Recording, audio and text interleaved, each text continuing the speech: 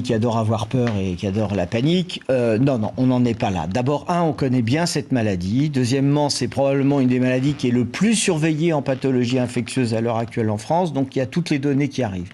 Donc, il faut pas paniquer. Il faut être vigilant.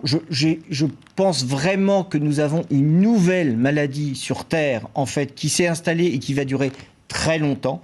Donc il faut qu'on apprenne à vivre avec.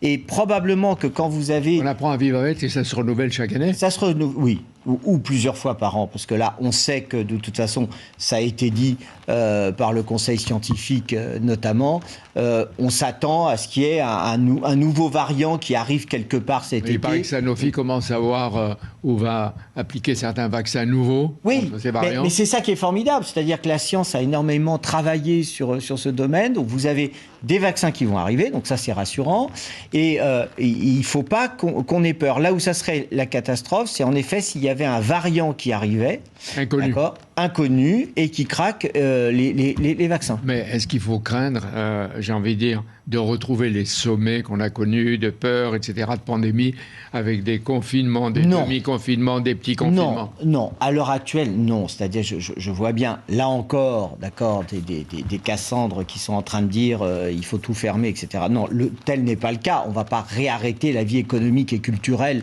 et les écoles pour ça. Les vacances. À quoi vont ressembler les vacances cet été? Mais amis, bonnes vacances. La seule chose, et c'est là où en fait il y a eu une faute, à mon avis, d'Olivier Véran quand il a quitté ses fonctions de ministre, où il a dit on enlève le masque. On a eu l'impression qu'en fait, nous, sur le front de la santé... Mais à ce moment-là, on pouvait l'enlever. Non, fallait pas l'enlever. Fallait rester vigilant. Et les Françaises et Français l'avaient compris. C'est-à-dire, vous l'aviez remarqué, notamment dans les transports, parce que c'est là où vous êtes le plus serré pendant longtemps, où vous êtes en contact... Les salles de spectacle, les salles de sport... Les salles de spectacle, ça allait encore parce qu'ils avaient respecté un certain nombre de critères, mais c'était surtout les transports. Surtout ça qui est visé. Notamment le métro, par exemple. Ouais, et donc, il fallait maintenir le masque. Bon, maintenant, il faut le remettre. Oui, c'est une certitude. Est-ce qu'il faut que le gouvernement recommande le port du masque? Oui, bien sûr. Vite. Et le gel hydroalcoolique. Parce que tout le monde semble l'avoir oublié, d'accord, y compris dans les restaurants, dans l'entrée des magasins, etc. Ça y est, tout le monde s'en fout du gel hydroalcoolique. Non. Si vous avez le gel hydroalcoolique et le masque, on sait que vous avez une excellente protection. Donc, il n'est pas nécessaire de le rendre obligatoire.